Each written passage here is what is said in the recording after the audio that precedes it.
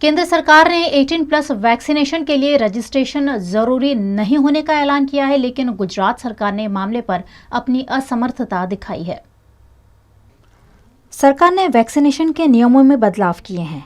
इससे 18 से 44 age group के लोगों को काफ़ी राहत मिलेगी। अब इस एज ग्रुप के लिए ऑनलाइन अपॉइंटमेंट की ज़रूरत नहीं होगी। इस नियम के मुताबिक ये लोग वैक्सीनेशन सेंटर पर जाकर अपना रजिस्ट्रेशन करवा सकेंगे और अपॉइंटमेंट ले सकेंगे। केंद्र ने यह नोटिफिकेशन सभी राज्यों को भेजा है और उनसे ऑन साइट यानी मौके पर ही रजिस्ट्रेशन की सुविधा शुरू करने को कहा है। दरअसल कई राज्यों से वैक्सीन के लिए स्लॉट बुक किए जाने के बाद भी लोग वैक्सीनेशन सेंटर नहीं पहुंच रहे थे। ऐसे में वैक्सीन वेस्टेज का मामला बढ़ रहा था। इसके अलावा ग्रामीण इलाकों में लोगों को दिक्कतों का सामना करना पड़ रहा था। इसी आधार पर केंद्र सरकार ने यह निर्णय लिया है। ये राज्यों पर निर्भर है कि वे अपने यहाँ ये सुविधा शुरू करते हैं या नहीं। ऐसे में गुजरात राज्य की अग्रिम स्वास्थ्य सचिव डॉक्टर जयंती रवि ने गुजरात में फिलहाल ऐसी कोई तैयारी नहीं होने की बात कहते हुए ऑनलाइन रजिस्ट्रेशन को ही आवश्यक बताया है। पहले ही कोरोना संक्रमण से जूझ रहे पश्चिम बंगाल में ओलावृष्टि के बाद अब चक्रवाती तूफान यास की दस्तक से प्रशासन के साथ साथ आम जनता भी परेशान है। भारतीय मौसम विभाग के अनुसार चक्रवात यास कुछ घंटों में पश्चिम बंगाल के तटीय क्षेत्र से टकरा सकता है, जिसके चलते यहां पहले ही चक्रवात से निपटने के लिए सभी आवश्यक उपाय कर लिए गए हैं। एनडीआरएफ की टीम भी इलाके में मौजूद है। पश्चिम बंगाल के पूर्वी मिदनापुर जिले की पंचकुरा नगर पालिका के अध्यक्ष नंद कुमार मिश्रा ने आने वाले चक्रवात यास से निपटने के लिए जिलाधिकारी पुणेंदु मांझी के साथ वर्चुअल वीडियो कॉन्फ्रेंस करते हुए मामले पर चर्चा की। नंद कुमार मिश्रा ने कहा, हम पहले से ही चक्रवात पर काम कर रहे हैं। हम सभी मुद्दों को देख रहे हैं। विभिन्न क्षेत्रों में बचाव केंद्र स्थापित किए गए हैं। साथ ही सूखे भोजन से लेकर विभिन्न राहत सामग्री भी जुटाई जा रही है। विधानसभा चुनाव के बाद पश्चिम बंगाल में कोरोना संक्रमण बढ़ा है, जिससे जनजीवन काफी प्रभावित हुआ है। लॉकडाउन के चलते लोग आर्थिक दिक्कतों से भी जूझ रहे हैं और इसी बीच पश्चिम बंगाल के तटों पर चक्रवात यास सक्रिय हो रहा है। पिछली बार आए अम्फान तूफान ने जो तबाही मचाई थी, उसकी भरपाई अब तक नहीं हो पाई है। ऐसे में चक्रवात यास को लेकर लोगों में दहशत है। किसान तैयार फसल को काटने में जुटे हैं। आम पेड़ों पर पके भी नहीं है, लेकिन किसान उन्हें उतार रहे हैं। कच्ची फसल उतार लेने से किसानों को काफी नुकसान होगा, लेकिन किसानों के पास फिलहाल और कोई चारा भी नहीं दिख रहा। আসবে না কি বলে তাই জন্য আমটা ভাঙিয়েছি যে ঘূর্ণিঝড় আসবে আমটা পড়ে যাবে। হ্যাঁ, তাই জন্য আমরা কী করবো, ছোটো ছোটো ওরা আমটা ভেঙে নিচ্ছি ভয়ে। কিন্তু আম তো এখনো বড় হয়নি, ম্যাচিওর না হলে কী করবো, ঝড়ে পড়ে গেলে তো কী হবে, তখন তো আরও নষ্ট হবে। এই মানুষ কী করবো, আমটা ঝরে গেলে তো আমাদের প্রচুর লস হয়ে যাবে। প্রচুর প্রচুর ক্ষতি হয়েছে। এখনও তো পচা আম পড়ছে, ওই যে দাগ লেগে লেগে সব অনেক আম পড়ছে। আচ্ছা, প্রচুর ক্ষতি। পাথর যে পড়েছিল? হ্যাঁ, প্রচুর ক্ষতি। মানে ঝড়ের জন্যই আপনারা আম ভেঙে নিচ্ছেন এখন। এবার কত ক্ষতি হবে কি মনে করছেন আপনি? ওটা কি এখন বলতে পারি? এখন কেমনি ক্ষতি হবে অতটা বলা যাবে না। হ্যাঁ, মানে ক্ষতি হবে? ক্ষতি হবে। আচ্ছা, কতদিন ধরে আমের ব্যবসা করছেন আপনি? প্রায় 30 বছর ধরে। 30 বছর ধরে করছি। আচ্ছা, লাভ হয়েছিল? হ্যাঁ, হয়েছে কিছু। এবার তো পাথরে লস করলো, এখন আবার ঘূর্ণিঝড়ে, এখন যে কী হবে না হবে তো কে বলতে পারবে।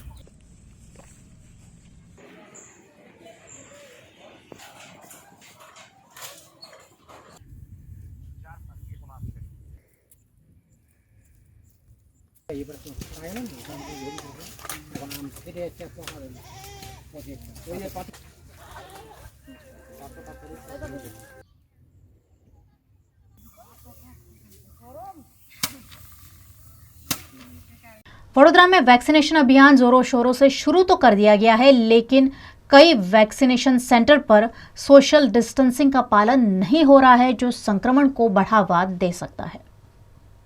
कम समय में ज़्यादा से ज़्यादा लोगों को वैक्सीन देने के लिए गुजरात सरकार ने आज से वैक्सीनेशन का महाअभियान शुरू किया है, लेकिन इस दौरान वडोदरा की गोत्री इलाके के शानन विद्यालय में जारी वैक्सीनेशन के दौरान सोशल डिस्टेंसिंग की धज्जियां उड़ती हुई देखने मिली। कोरोना संक्रमण से बचने के लिए वैक्सीन लगाने आने वाले लोग यहीं से कोरोना वायरस का संक्रमण घर लेकर जाए, ऐसा माहौल यहाँ देखने मिला।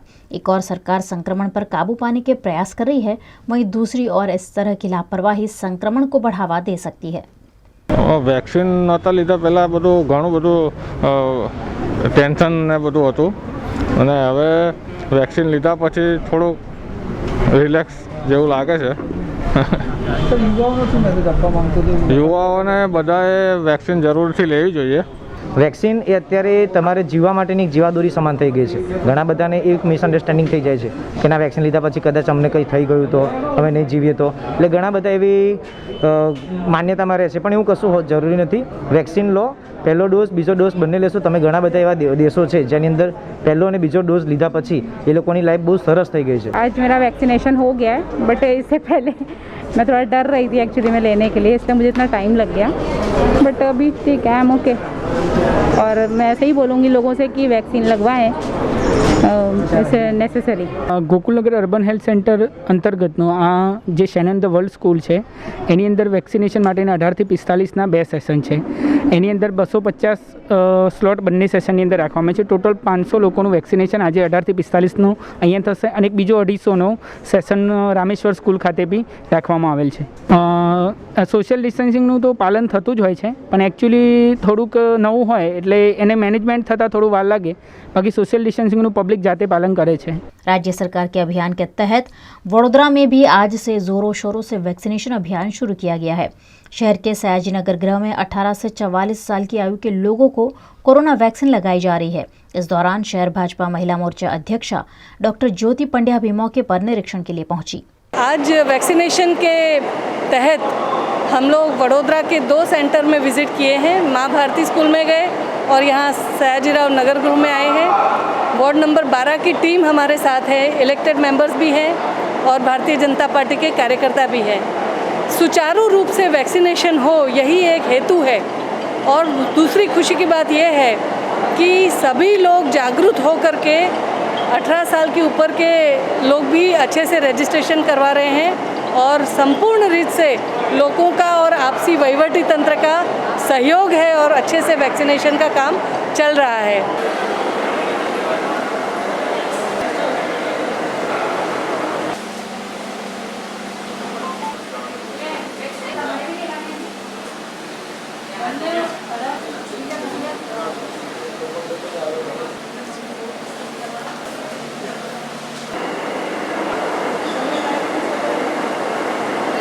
आशा वर्कर महिलाओं ने पिछले जून महीने से कोरोना इंसेंटिव नहीं मिलने पर जिलाधीश कार्यालय के बाहर अपना विरोध जताया. कोरोना महामारी के दौरान आशा वर्कर महिलाएं लगातार कार्यरत है और घर घर जाकर लोगों के स्वास्थ्य की जानकारी लेने से लेकर सभी तरह की कार्यवाही निभा रही है. लेकिन सरकार द्वारा घोषित किया गया कोरोना इंसेंटिव अभी तक आशा वर्कर बहनों को नहीं दिया गया है, जिस पर विरोध प्रदर्शन करते हुए आशा वर्कर महिलाओं ने जिलाधीश कार्यालय में ह्यूमन चेन बनाकर नारेबाजी करते हुए विरोध प्रदर्शित किया. आज अमे लोग वेदना पत्र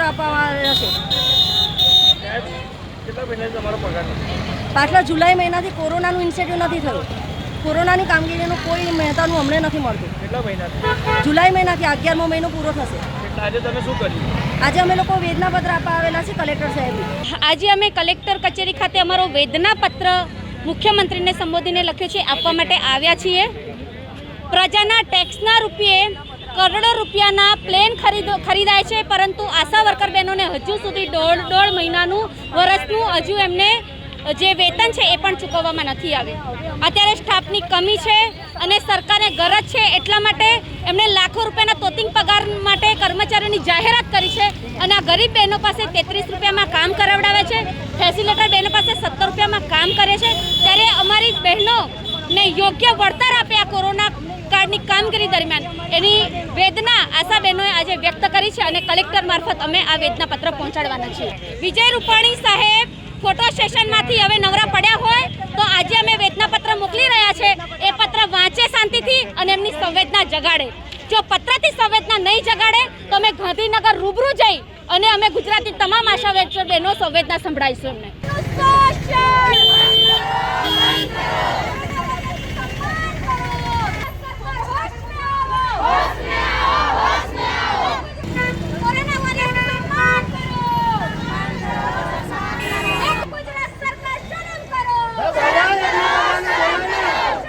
वडोदरा शहर में पिछले दिनों चाकू की नोक पर व्यापारी को लूट लेने की घटना घटी थी. वहीं आज मानवी इलाके में गहने पॉलिश कराने निकले कर्मचारी को हिप्नोटाइज कर लूट लिए जाने की घटना दर्ज हुई है. मांडवी के चौकसी बाजार की पटोड़िया पोल में श्रीनाथ जी ज्वेलर्स नामक सोने चांदी के गहनों की दुकान है। इस ज्वेलर की दुकान में काम करने वाला कर्मचारी 3 लाख की कीमत के सोने के 2 सेट लेकर पॉलिश करवाने नजदीक की दुकान में जा रहा था। उस दौरान सयाजी स्कूल निकट अज्ञात लोगों ने उसे हिप्नोटाइज कर सोने के जेवर लूट लिए। घटना की शिकायत वाड़ी पुलिस थाने में दर्ज हुई है। सीसीटीवी फुटेज के आधार पर पुलिस मामले की जांच कर रही है। मैं पटोड़िया पुल में मेरा दुकान है श्रीनाथ जी चैम्बर्स में। तो मैं मेरा भाईबंद को पॉलिश में दिया था, तो उसने कुछ बाहर लेके गया था पॉलिश में से। फिर उधर से क्या चीज़ दी थी आपने पॉलिश के लिए? मैं 6 तोला 2 नेकलेस दिया था 6 तोले का, और लगभग 2.5 से 3 लाख रुपए का दागिने थे। एग्जैक्ट 1:30 बजे से 1:45 बजे के बीच में हुआ। और सयाजी स्कूल पास से छोकरा लेके गया थे, और उधर से कुछ जादू फादू करके उसको बस करके अम्मा माता मंदिर के पास ले गए थे। उधर से खींचा में से लेके भाग गए। आ मांडवी एरियानो विस्तार है, पटोड़िया पुलनो सोनी चौकसी बजारनो विस्तार है। मारो मित्र है કે જેમનું કાલે બપોર રોજ આવી રીતના અહીંયા આગળ 1:30 વાગ્યાના બનાવ બન્યો છે કે હિપ્નોટાઇઝ કરીને એના ખિસ્સામાંથી આવા 2 નેકલેસ હતા તે કાઢી લેવામાં આવ્યા છે। કેટલા લોકો હતા? એક્ઝેક્ટ જાણવા મળ્યું છે એ પ્રમાણે ખબર પડી છે કે 3 લોકો હતા। કારીગર હતો એટલે એ લોકોએ ખિસ્સામાં કેવું આવી રીતના પગે લગાડીને એને કહી તું કલકત્તાથી આવ્યો છે અને કાલી માતાનું આવી રીતના નામ દઈ અને એની જોડેથી આવી રીતના ખિસ્સામાંથી કાઢી લેવામાં આવ્યું હતું। હાલ વાડી પોલીસ ચોકીમાં ફરિયાદ કરવામાં આવેલી છે। શું જવાબ આપવામાં આવ્યો? તો પોલીસ ચોકીમાં જવાબ આપેલો છે કે એ લોકોએ જાણખોર કાલે શાંતિ ચાલુ કરી દીધી છે। એ લોકોએ કામગીરી સારી ચાલુ કરી દીધી છે। સીસીટીવી ફૂટેજના આધારે કંઈક જાણવા મળ્યું છે ખરું? સીસી ફૂટેજના આધારે જાણવા મળ્યું છે કે એ લોકો 3 લોકો હતા। હાલ અમે પોલીસ ચોકીમાં જાણ કરેલી છે, એ લોકોને ફૂટેજ પણ બતાવેલા છે। પોલીસ લોકોએ પણ શોધખોળ ચાલુ કરી દીધેલી છે કે 3 લોકો છે એની જાણકારી અત્યારે હાલ जानकारी तो यहाँ सौंपी दी थी। लेटेस्ट खबरों के लिए यूं ही देखते रहिए VNM न्यूज़, और हाँ, VNM टीवी की YouTube चैनल को लाइक, शेयर और सब्सक्राइब जरूर करें। और हाँ, इस बेल आइकन को दबाना ना भूलें। इसे प्रेस करते ही आपको मिलेगी VNM टीवी YouTube चैनल की सारी नोटिफिकेशंस और आप रहेंगे खबरों से अपडेटेड।